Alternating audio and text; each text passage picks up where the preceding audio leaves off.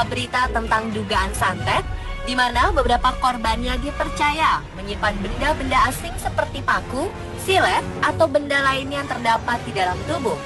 Kabarnya Menteri Kelautan dan Perikanan Susi Pujiastuti juga pernah diteror oleh oknum yang mengaku ingin menyantetnya lantaran kebijakan pelarangan perdagangan kepiting telur.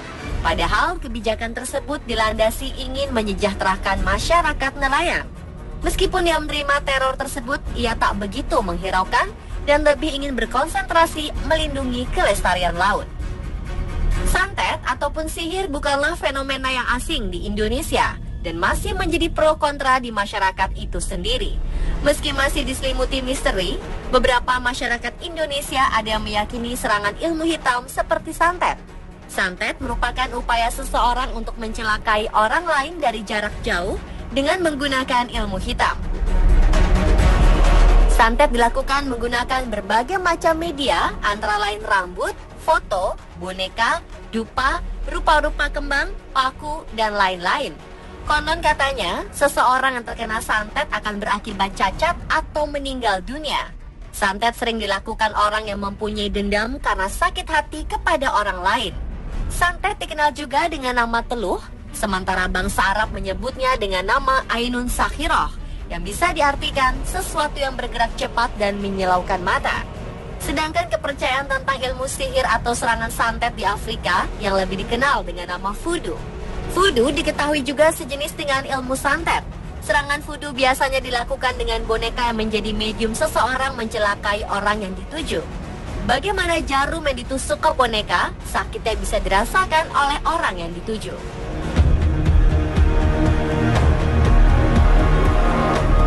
Lalu pernahkah Anda mendengar salah satu mitos bahwa tidur di lantai yang langsung menyentuh bumi atau bisa juga menggunakan alas tidur yang tipis adalah salah satu cara untuk menangkal santet? Ternyata anggapan tersebut bisa dijelaskan secara ilmiah dengan ilmu fisika. Beberapa ilmu hitam seperti santet ternyata diidentifikasi sebagai energi bermuatan negatif, sama dengan bumi juga ternyata bermuatan negatif. Dalam fisika Coulomb yang dikemukakan oleh Charles Augustin Coulomb, bahwa besar gaya tarik-menarik atau tolak-menolak antara dua benda yang bermuatan listrik sebanding dengan muatan masing-masing benda dan berbanding terbalik dengan kuadrat jarak antara kedua benda itu. Dari penjelasan tersebut diperoleh kesimpulan bahwa muatan sejenis akan saling tolak-menolak, sedangkan muatan berbeda jenis akan saling tarik-menarik.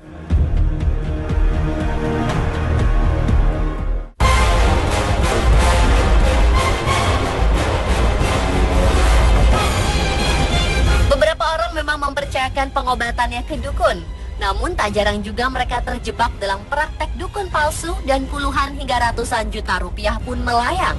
Seperti yang pernah dialami seorang ibu rumah tangga di Banjarmasin, Kalimantan Selatan.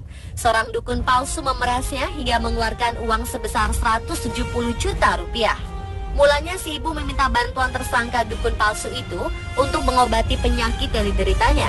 Namun si dukun palsu itu menduga penyakit yang diderita pasiennya karena disantet orang, dan untuk menyembuhkannya, si dukun palsu itu meminta si ibu untuk menyerahkan 170 juta rupiah sebagai persyaratan pengobatannya dan disetujui.